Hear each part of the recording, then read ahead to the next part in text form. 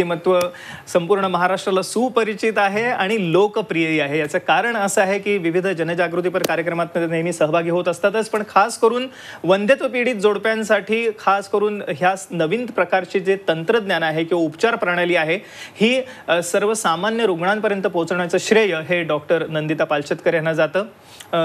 आता पुढच्या नजीकच्या भविष्य काळामध्ये त्या संपूर्ण भारतातील गायनॅक आणि ऑब्स्टेटिक असोसिएशनच्या प्रेसिडेंटही होणार आहेत. त्याबद्दल त्यांना शुभेच्छाही देऊया आपण आजच्या कार्यक्रमाच्या माध्यमातून. पण सगळ्यात महत्त्वाचं म्हणजे डॉक्टर नंदिता पालशेतकर यांच्या मार्गदर्शनाखाली जे IVF सेंटर्स आहेत त्याच्यामध्ये आज सर्वसामान्य रुग्णांना परवडणाऱ्या दरामध्ये वंध्यत्व पीडित जोडप्यांसाठी उपचार उपलब्ध आहेतच, पण ह्या व्यतिरिक्त मोफत शिबिरांचंही आयोजन करण्यात येत आहे पुढील महिन्यामध्ये, ज्याचा आपण जरूर लाभ घ्या. त्यासाठी फोन करा पुढील नंबरवरती. संपर्कासाठी आपण स्क्रीनवरती नंबर बघत आहात ते जरूर टिपून घ्या. हे या IVF सेंटरचे किंवा टेस्ट ट्यूब बेबी सेंटरचे हेल्पलाईन नंबर आहेत ज्याच्यावरती आपण फोन करू शकता, अपॉइंटमेंट घेऊ शकता. त्याचप्रमाणे एक व्हॉट्सॲपसाठी स्पेशल नंबर आहे तो टिपून घ्या, त्याच्यावरती आपण आपले रिपोर्ट्सही शेअर करू शकता. खास करून महाराष्ट्रातील रुग्ण आहेत, ग्रामीण भागातून येणारे रुग्ण आहेत, त्यांच्यासाठी विशेष या ठिकाणी सवलत आहे, त्याचा आपण लाभ घेऊ शकता. आणि डॉक्टर नंदिता पालशेतकर सध्या खास करून लीलावती हॉस्पिटल जे मुंबई या ठिकाणी आहे, त्याचप्रमाणे doctor DY Patil hospital Navi Mumbai या ठिकाणी कार्यरत आहेत. पण या व्यतिरिक्त पुणे या ठिकाणी सुद्धा IVF सेंटर आता सुरू झालेले त्यांच्या मार्गदर्शनाखाली, ज्या ठिकाणी आपण जरूर ह्या सर्व सेवांचा लाभ घेऊ शकता. कार्यक्रमाकडे वळत असताना सर्वप्रथम मला काही फोटोग्राफ्स दाखवायला आवडतील ज्या रुग्णांनी खास करून या IVF सेंटरला भेट दिलेली आहे आणि त्यांच्या आयुष्यामध्ये अपत्य प्राप्तीचा आनंद त्यांना मिळालेला आहे. आणि विविध प्रकारचे रुग्ण आहेत आणि विविध प्रकारच्या वंध्यत्वाच्या समस्या आहेत हे घेऊन डॉक्टर नंदिता यांच्याकडे मोठ्या आशेने हे रुग्ण येतात. आणि मला आवर्जून सांगावंसं वाटतं की सगळ्यात जास्त सक्सेस रेट असणारे असे हे IVF सेंटर्स आहेत जे डॉक्टर नंदिता पालशेतकर यांच्या मार्गदर्शनाखाली सध्या कार्यरत आहेत संपूर्ण महाराष्ट्रभर. आणि आपणही या सर्व उपचारांचा लाभ घेऊ शकता. आणि त्यासाठी आपल्याला फक्त फोन करायचा आहे पुढील नंबरवरती. वंध्यत्वाच्या समस्येविषयी आपण आजच्या कार्यक्रमात खास करून मार्गदर्शन घेणार आहोत. तर सर्वप्रथम पुन्हा एकदा स्वागत करूया डॉक्टर नंदिता यांचं. सर्वप्रथम आपल्याला शुभेच्छा आणि कॉंग्रॅच्युलेशन्स, अभिनंदन, कारण आपण आता प्रेसिडेंट होणार आहात, अध्यक्ष होणार आहात संपूर्ण भारतातील जे स्त्रीरोग आणि प्रसूती तज्ज्ञ आहेत त्यांच्या असोसिएशनचं. त्या आधी थोडंसं मला असं विचारायचं आहे की एक वंध्यत्व पीडित जोडप्यांच्या ज्या समस्या आहेत वेगवेगळ्या कारणांनी आहेत. आजकालच्या काळात पडणारा स्ट्रेस आहे, फूड वेगळ्या प्रकारचं आता जे खायला मिळतं त्याच्यामध्ये असणारी भेसळ आहे आणि एकंदरीतच जीवनशैली बदललेली आहे आणि त्यामुळे वंध्यत्वाचं प्रमाण पण खूप वाढलेलं दिसतंय. थोडंसं ह्याची कारणमीमांसा जाणून घेताना मला एक AV बघायला आवडेल ज्याच्यामध्ये आपण जाणून घेऊया की प्रेग्नन्सी म्हणजे नक्की कशी राहते किंवा कशी गर्भधारणा होते आणि एकंदरीतच ह्या समस्येचं काय आपण कशा रीतीने निराकरण करू शकतो, काय सांगता येईल आम्हाला? आय थिंक हे फार सुंदर डेमॉन्स्ट्रेशन आहे. हे एक स्त्रीबीज आहे जे ओव्हरीमध्ये रिलीज होतं आणि आता ते ट्यूबमधनं जातं आहे. आणि जेव्हा ते स्त्रीबीज रिलीज होतं तेव्हा जर संबंध ठेवला तर ते स्पर्म्स येऊन त्याला फलित करतात आणि ते फलित होते. तुम्ही बघितलं गर्भनलिकेत हे बाळ तयार होतं आणि मग 5व्या दिवशी पिशवीच्या आत गर्भाशयाच्या आत येतं आणि त्याच्यानंतर मग ते तिथे आत रुततं आणि 9 महिने तिथे वाढतं. आय थिंक ह्या प्रोसेसमध्ये कुठेही काही प्रॉब्लेम आला तर मग वंध्यत्वाचा म्हणजे वंध्यत्व होतं. येस, हे वंध्यत्व होतं अर्थातच आणि हे वंध्यत्वाची समस्या आहे. जेव्हा वंध्यत्व पीडित जोडप्याकडे येतं मला वाटतं पुरुषांसाठी आणि स्त्रियांसाठी वेगवेगळ्या टेस्ट आपण करता, दोन्हीमध्ये समसमान प्रमाण आपल्याला दिसतं वंध्यत्वाचं.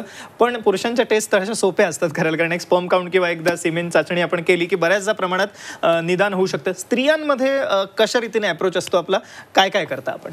आय थिंक पहिलं म्हणजे सगळ्यांना कळलं पाहिजे की जर माझ्याकडे 10 पेशंट्स असले वंध्यत्वाचे तर 3मध्ये स्त्रियांमध्ये प्रॉब्लेम असल्यामुळे प्रेग्नन्सी होत नाही, 3मध्ये पुरुषांमध्ये प्रॉब्लेम असल्यामुळे होत नाही आणि 3मध्ये दोघातही काही थोडा प्रॉब्लेम असतो. त्यामुळे पुरुष आणि स्त्री ह्या दोघांची टेस्ट करणं फार महत्त्वाचं आहे. आता स्त्री घेतली तर आम्ही हॉर्मोन्सची टेस्ट करतो, बेसिक टेस्ट. हल्ली एक नवीन टेस्ट आलेली आहे सीरम AMH. ही टेस्ट फार महत्त्वाची आहे कारण ह्याच्यातून आम्हाला कळतं की ह्या मुलीत स्त्रीबीज किती आहेत. आणि हल्ली बऱ्याच अशा मुली असतात, इवन 28 आणि 30 वर्षाच्या मुली माझ्याकडे येतात ज्यांची स्त्रीबीज कमी झालेली आहेत. प्रॉबेबली जसं तुम्ही कारण बोललात आधी, पोल्युशन, स्ट्रेस, ऑटो इम्युनिटी ह्याच्यामुळे देखील हे होऊ शकतं. त्यामुळे ही जी हॉर्मोनची टेस्ट आहे ही करणं फार महत्त्वाचं आहे. दुसरी टेस्ट म्हणजे गर्भनलिका. तुम्ही आत्ताच पाहिला तो व्हिडिओ. गर्भनलिका ओपन पाहिजेत, तर त्याच्यासाठी आम्ही एक्सरे करतो, सोनोग्राफी करतो किंवा इवन दुर्बीण टाकून बघू शकतो की गर्भनलिका खुल्या आहेत की नाही. आणि दुसरी एक म्हणजे सोनोग्राफी. अल्ट्रासाऊंड ही फार महत्त्वाची टेस्ट आलेली आहे आणि ती आम्ही योनिमार्गातून करतो आणि त्याच्यातून आम्हाला बरीचशी माहिती मिळते. म्हणजे ओव्हरी व्यवस्थित आहे की नाही, किंवा ओव्हरीचे काही ट्यूमर्स आहेत, किंवा ट्यूब सुजलेली आहे का, ट्यूब खराब झालेली दिसते का, किंवा पिशवीत काही ट्यूमर्स आहेत का, एंडोमेट्रिओसिस, फायब्रॉइड्स, ह्या सगळ्या गोष्टी आम्हाला ॲक्च्युली एक अल्ट्रासाऊंड करून निदान करता येतो. म्हणजे हे फार महत्त्वाचं आहे की अत्याधुनिक तंत्रज्ञानामुळे आता निदान पद्धती सोपी झालेली आहे आणि अर्थातच अत्याधुनिक तंत्रज्ञान उपचारांमध्ये सुद्धा आलेलं आहे आणि ते आहे टेस्ट ट्यूब बेबी किंवा इक्सीचं तंत्रज्ञान, त्याच्याही पुढचं तंत्रज्ञान. आपण एक इक्सीची एव्ही बघूया. उपचारांमध्ये काय आलेले नवीन जाणून घ्यायला उत्सुक आहेत सगळेच प्रेक्षक डॉक्टर नंदिता यांच्याकडनं. तर एक टेस्ट ट्यूब बेबी किंवा इक्सी ज्याला म्हटलं तर इक्सी काय मॅडम? इक्सीमध्ये आम्ही काय करतो की औषधे देतो ते ज्यांनी ॲटलिस्ट 10 ते 15 अंडी तयार होतात. मग ती अंडी जेव्हा तयार होतात त्याच्यातून आम्ही सुई घालून ती अंडी शरीरातून बाहेर काढतो आणि मग एक मशीन वापरलं जातं. तुम्ही आता एव्हीमध्ये बघताय की बरीचशी स्त्रीबीजं तयार झालेली आहेत आणि योनी मार्गातून सोनोग्राफीचा वापर करून, हा बघा हा सोनोग्राफीचा प्रोब आहे, त्याचा वापर करून तुम्ही सुई घालून ते अंड शोषून बाहेर काढतो आपण शरीरातून आणि मग ते स्त्रीबीज लॅबॉरेटरीमध्ये आम्ही एका मशीनमध्ये पकडतो. ती पिपेट जी आहे ती बघितली आहे आणि त्याच्यातून एक इंजेक्ट केला गेला बघा स्पॉम, आणि त्या स्पॉम आतमध्ये घातल्यानंतर 48 ते 72 तासात हे बाळ तयार होतं आणि मग अलगदपणे ते आम्ही पिशवीच्या आत सोडतो आणि मग पिशवीच्या आत ते नेहमीसारखं वाढतं आणि तिथे 9 महिने नंतर एक बाळाला जन्म येतो. आय थिंक इक्सीचा महत्त्वाचा हे आहे की 10 ते 12 अंडी तयार झाली पाहिजेत, कारण जितकी जास्ती अंडी होतील तेवढं जास्ती एम्ब्रिओज तयार होतात आणि मग ते आम्ही फ्रीज करून ठेवतो. त्यामुळे एका सायकलमधनं ॲटलिस्ट 2-3 वेळा आम्ही एम्ब्रिओ ट्रान्सफर किंवा जसं तुम्ही पाहिलं ते अलगदपणे आत पिशवीच्या आत सोडू शकतो आणि त्यांनी प्रेग्नन्सी रेट डेफिनेटली वाढतो.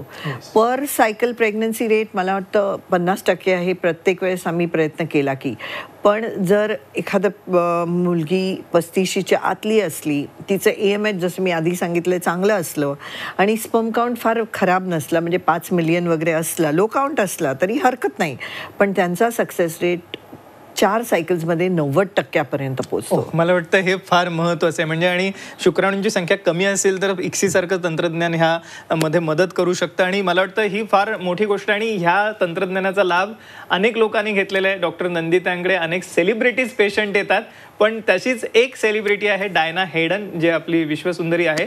आणि एक कौतुकास्पद गोष्ट अशी आहे की आपण त्याची केस जाणून घेऊया. एक डायनाचा व्हिडिओ बघूया की कशा रीतीने त्यांनी प्लॅन केली आपली प्रेग्नन्सी. काय सांगता येईल मॅडम? बेसिकली डायना माझ्याकडे 2006मध्ये आलेली आणि ती बोलली की मला माझी स्त्रीबीजं फ्रीज करायची आहेत आणि तेव्हा अमेरिकेत नुकतंच त्याच्याबद्दल तिने ऐकलेलं आणि ती माझ्याकडे इंडियात आली आणि तिने बराच रिसर्च केलेला की बाबा कोण करतं, काय करतं, टेक्नॉलॉजी काय आहे, त्याचे साईड इफेक्ट्स काय आहेत, सगळं. आणि त्याच्यानंतर माझ्याकडे आली आणि आम्ही काय केलं की ती तेव्हा 34 वर्षाची होती. तेव्हा तिची स्त्रीबीजं काढली आणि ती फ्रीज करून ठेवली. एक बँक असते, म्हणजे जेव्हा तुम्हाला गरज लागते तेव्हा आम्ही ही स्त्रीबीजं बाहेर काढून वापरू शकतो. तर मी त्यावेळेस तिला बोलले की प्लीज लग्न लवकर कर, कॉम्प्रोमाइज करावं लागतं लाईफमध्ये. पण ती बोलली नाही, माझं करिअर चांगलं चाललं आहे, मला कॉम्प्रोमाइज नाही करायचं, मला माझ्या स्वप्नातला राजकुमार पाहिजे.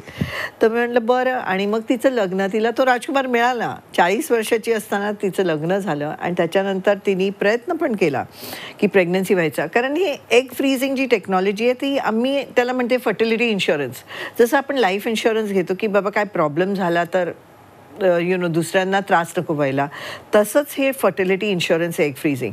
म्हणजे जर मूल नाही झालं लेटर एजमध्ये 40 नंतर किंवा स्त्रीबीजं संपली तर ही स्त्रीबीजं आपल्याला वापरता येतात आणि ती स्त्रीबीजं आम्ही वापरली आणि तुम्ही बघतायतच तिला बेबी आर्या झाली, ती आता 2 वर्षाची आहे आणि मार्चमध्ये तिला आणखीन 2 बाळं झाली, रीस आणि टेलर. आणि आता Diana is a very happy mother. She is achieved a career. Yes, happy mother and happy doctor also, कारण ह्याच्यामुळेच तुमच्या प्रयत्नामुळेच तिला अपत्यप्राप्तीचा आनंद मिळू शकला जो तिच्या चेहऱ्यावरती झळकतो व्हिडिओमध्ये आपण बघितला. अशाच एका रुग्णाचं मनोगत आपण आता ऐकणार आहोत की कशा रीतीने त्यांच्या आयुष्यात परिवर्तन घडलंय डॉक्टर नंदिता पालशेतकर यांना व्हिजिट केल्यानंतर. It is a miracle, really. And the miracle was possible only because of Dr. Nandita Palshetkar. I've been trying for a baby since perhaps more than 6 years now. And Nandita ma'am was like a magician. She just made it possible. And it was all so easy with her. The rest all doctors were so difficult to be with, really. And her procedure, her team, entire team in fact, all the doctors were so supportive, so positive. I think being positive, having positive doctors around goes a long way in preparing yourself for difficult procedures like IVF or ICSI. We did ICSI in my case and it worked in first attempt. And really, for us, Dr. Nandita is second only to the God. Yes, देवाची उपमा दिली आहे त्यांनी. आणि खरोखर एक वैद्यकीय चमत्कार त्या म्हणाल्या, जसं की मिरॅकल आहे मेडिकल हे, की एक्सीच्या तंत्रज्ञानामुळे शक्य झालेलं आहे. अर्थातच अजून काय नवीन तंत्रज्ञानात आलेलं आहे आपण जाणून घेणार आहोत एका छोट्याशा विश्रांतीनंतर.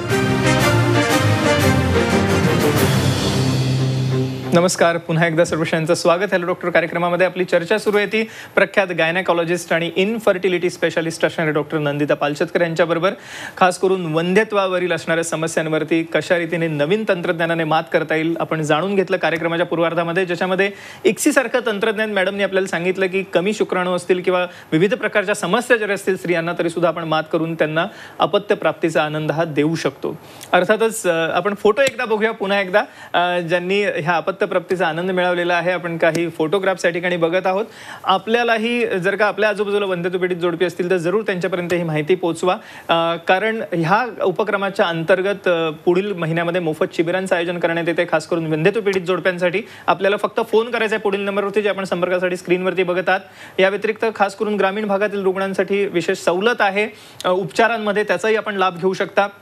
आणि त्याहीसाठी हे नंबर्स आपण वापरू शकता. व्हॉट्सॲप नंबर एक स्पेशल ज्याच्यावरती आपण आपले रिपोर्ट्सही शेअर करू शकता. आणि एकंदरीतच ह्या उपक्रमांतर्गत असणाऱ्या ह्या सर्व सवलतींचा आपण जरूर लाभ घ्या. कार्यक्रमाकडे पुन्हा वळत असताना मॅडम, आपण विविध आजपर्यंत रुग्ण तपासले असतील, गेली अनेक वर्षांची आपली कारकीर्द आणि आता आपण प्रेसिडेंट होणार आहात, अध्यक्ष होणार आहात संपूर्ण भारतातील स्त्रीरोग आणि प्रसूती तज्ज्ञांच्या असोसिएशनचा. ह्या अनुषंगाने मला प्रश्न असा विचारायचा की नवीन नवीन तंत्रज्ञान आता येत आहे, आपण इक्सीपर्यंत आलो मगाशी, अजून पुढे काय आलेलं आहे, काय सांगता येईल? डॉक्टर महेश, बरेच डिस्कवरीज झालेल्या आहेत आणि बऱ्याच नवीन नवीन गोष्टी आलेल्या आहेत. कारण प्रॉब्लेम इनफर्टिलिटीचा काय आहे, टेस्ट ट्यूब बेबी टेक्नॉलॉजीचा, की सक्सेस रेट फार कमी होता. म्हणजे मी जेव्हा 25 वर्षापूर्वी चालू केलं तेव्हा मे बी 10-15% सक्सेस रेट होता आणि तो वाढत वाढत आज 40 ते 50% येऊन पोचलेला आहे. पण महत्त्वाची गोष्ट म्हणजे काय की जर स्त्रीचं वय यंग असेल आणि लवकर लग्न केल्यानंतर प्रयत्न करून जर मूल झालं नाही 1 वर्षात तर डॉक्टरकडे जरूर यावं. कारण मेडिकल आणि सर्जिकल ट्रीटमेंट्स पण आहेत आणि त्यांनी जवळजवळ 60-70% लोकांना त्याचा फायदा पण होतो. आणि ज्यांना त्याचा फायदा होत नाही त्यांना IVFची गरज लागते आणि तो सक्सेस रेट आता डेफिनेटली वाढला आहे. पण लवकर येणं क्लिनिककडे, कुठल्याही IVF डॉक्टरकडे लवकर जाणं हे फार महत्त्वाचं आहे. आणि आय थिंक इंडिकेशन्स असतात ज्याच्यातनं कळतं की बाबा ह्या पेशंटला दुसरं काही चालणार नाही. एस्पेशली पुरुषाच्या वंध्यत्वात हे कमी असलं तर शुक्राणू कमी असले तर करावं लागतं.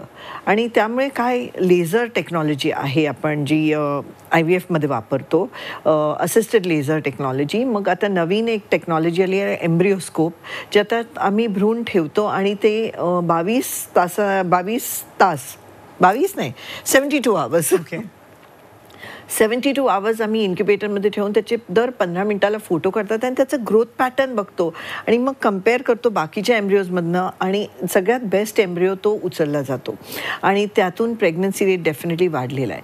मग बाकीचे काही औषधं आहेत जी आम्ही वापरतो. देन डबल ट्रान्सफर म्हणून आहे. मग 5व्या दिवशी किंवा ब्लास्टोसिस ट्रान्सफर ही एक टेक्नॉलॉजी आहे. त्यामुळे बऱ्याचशा या टेक्नॉलॉजी IVFमध्ये आलेल्या आहेत आणि डेफिनेटली मदत होते पेशंट्सना. अँड आय थिंक एक गोष्ट प्रत्येकाला लक्षात ठेवली पाहिजे की हे वन टाईम प्रोसिजर नाही, कधी कधी 2, 3 किंवा 4 वेळा करावं लागतं. इनफॅक्ट मी असं सांगितलं की यंग पेशंट असलं तर 4 अटेम्प्ट्समध्ये त्यांचा सक्सेस रेट जवळजवळ 80-90% पोचतो. पण जर पेशंट वयस्कर असले तर 6 अटेम्प्ट्समध्ये ॲक्च्युली 60% रिझल्ट येतो. त्यामुळे लवकर ही मदत घेणं फार महत्त्वाचं आहे. आणि हल्ली माझ्याकडे तर म्हणजे 7-8 IVF फेलियर्सचे पेशंट असे येतातच. त्यामुळे आय थिंक लोक लवकर करायला लागलेली आहेत आणि ह्या टेक्नॉलॉजीचा फायदा घेऊन सपोजिंग बरेच फेलियर्स असले तर वेगवेगळ्या टेक्निक्स, वेगवेगळी टेक्नॉलॉजी वापरून ह्या पेशंट्सना फायदा होऊ शकतो. मला वाटतं हे फार महत्त्वाचं आहे की आपण जर ट्रीटमेंट घेऊन निराश झाला असेल तर ते होऊ नका. आता अजून नवीन तंत्रज्ञान आलेले आहे. प्रयत्न करणं हे आपल्या जरूर हातात आणि जवळपास सर्व त्यामुळे वंध्यत्वपीडित जोडप्यांना अपत्यप्राप्तीचा आनंद मिळू शकतो. आणि त्यासाठी फक्त आपल्याला फोन करायचा आहे पुढील नंबरवरती. मोफत शिबिरे आहे पुढील महिन्यामध्ये, त्याचाही आपण जरूर लाभ घ्या. आणि आजच्या कार्यक्रमाच्या अनुषंगाने खरोखर, कारण ही एक महत्त्वाचा संदेश मॅडमने आता आपल्याला दिला की लवकर डॉक्टरकडे जाणं. मला वाटतं सर्वच आजारांसाठी आपण खास करून वंध्यत्वपीडित जोडप्यांसाठी आपण लवकर उपचार सुरू करणं, लवकर मदत घेणं. कारण बऱ्याचदा ही जोडपी मे बी समाजाच्या, कुटुंबाच्या भीतीमुळे, प्रेशरमुळे ही पुढे येत नाही. तर तसं करू नका, जरूर आपण ही मदत घ्या. आणि या ठिकाणी मोफत शिबिराचं आयोजन आहे, त्याच्यातही आपण जरूर सहभागी होऊ शकता. या अनुषंगाने आपण एका रुग्णाचं मनोगत जाणून घेऊया, कशा रीतीने त्यांच्या आयुष्यात फरक पडलाय ह्या ट्रीटमेंट नंतर.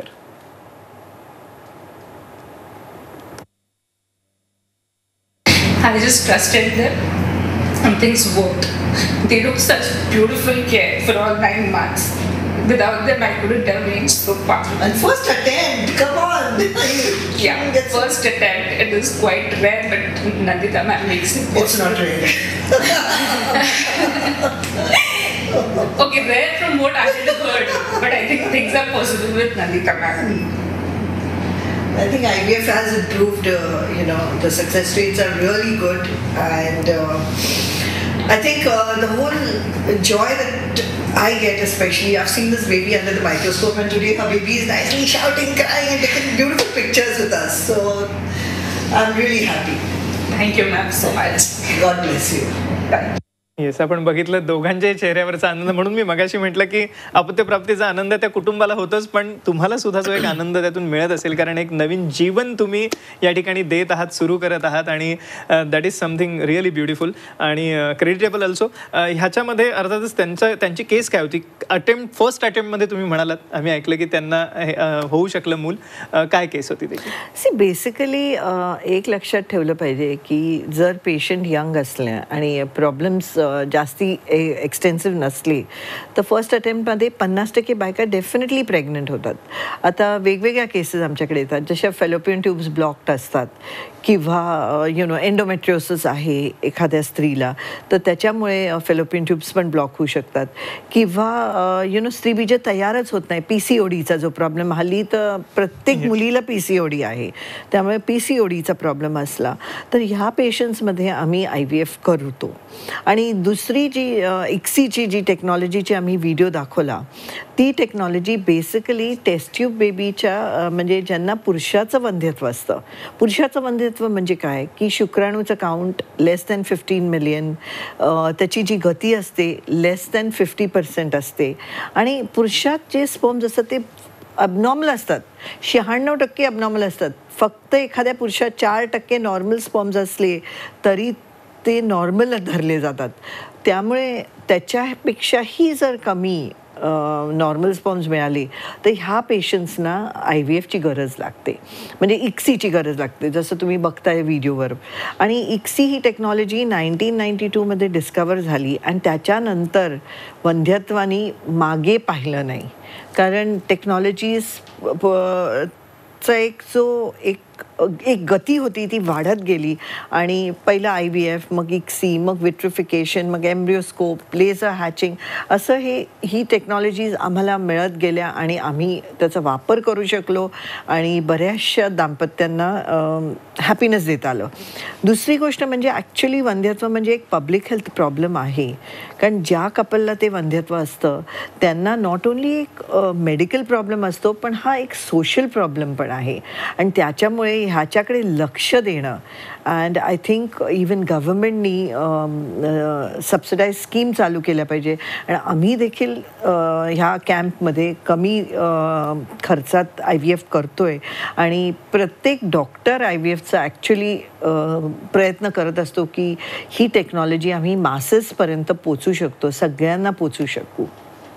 ओके, सो ही मला वाटतं फार महत्त्वाची गोष्ट आणि आपण बघतो या ठिकाणी फोटोग्राफ्समध्ये अनेक रुग्णांना अपत्यप्राप्तीचा आनंद ह्या एकंदरीतच टेक्नॉलॉजी ही आहेच, पण डॉक्टर जसं मगाशी दोन्ही आपण व्हिडिओमध्ये ऐकलं की डॉक्टर नंदिता पालशेतकर यांच्या एफर्ट्समुळे प्रयत्नांनी हे शक्य झालेलं आहे. कारण मॅडम मला वाटतं ह्याच्यामध्ये काउन्सिलिंग ही फार महत्त्वाचं असतं. त्या जोडप्याला एक विश्वास देणं, त्याला एक कम्फर्टेबल किंवा एक त्याला त्याच्या आर्थिक, सामाजिक, मानसिक स्थितीनुसार त्याची ट्रीटमेंट करणं हे फार महत्त्वाचं असतं आणि ते शक्य झालं आणि त्याबद्दल खरोखर अभिनंदन. आपलं जाता आता प्रेक्षकांना आपल्याला काय सांगायला आवडेल? मला वाटतं स्मोकिंग, ड्रिंकिंग ह्याच्यामुळे वंध्यत्व होऊ शकतं.